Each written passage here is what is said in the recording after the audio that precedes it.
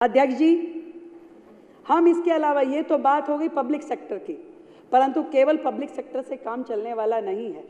जनता जो अपने private vehicle खरीदती है उसको भी हमें इलेक्ट्रॉनिक व्हीकल की ओर लेके जाना पड़ेगा। इसके लिए सरकार की ओर से इलेक्ट्रॉनिक व्हीकल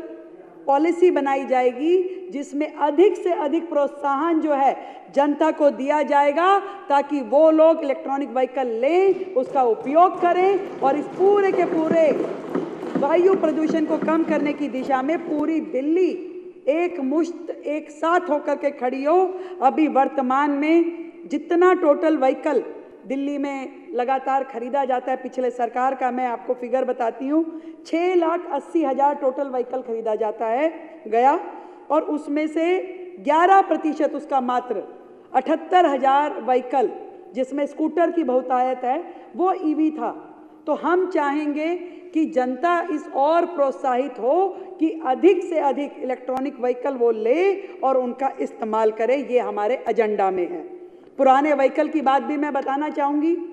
कि पुराने व्हीकल जो कि 10 साल पुराने डीजल के हैं या 15 साल पुराने पेट्रोल के व्हीकल हैं, उसमें पूरी तरीके से कार्रवाई, अनुशासनात्मक कार्रवाई हो कि जहां जो पॉलिसी के अंतर्गत उस पर बैन है उसको लागू किया जाना चाहिए। बहुत मज़ेदार बात बताती हूँ अध्यक्ष जी, पिछली सरकार की मॉनिटरिंग की कैपेसिटीज़ कि एक बस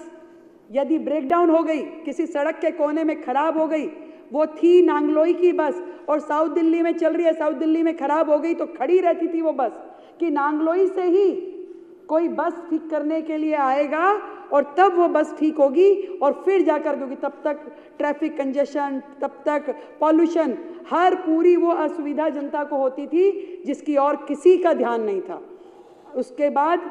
किसी व्हीकल में चार्जिंग खत्म हो गई तो जहाँ की वो बस शुरू हुई वो वहीं वापस जाएगी, फिर चार्जिंग लेगी और उसके बाद आगे काम करेगी। तो आप समझिए कि इस पूरे प्रोसीजर में कितना ज़्यादा समय का, साधनों का दुरुपयोग होता था। इन सारे छोटे छोटे पॉइंट्स को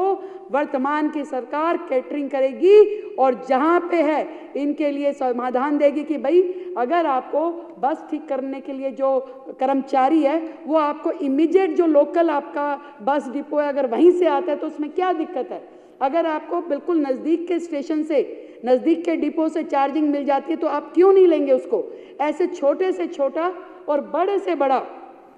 कारण जो कि प्रदूषण से जुड़ा हुआ है उन सब को सरकार ध्यान में करके काम करने वाली है।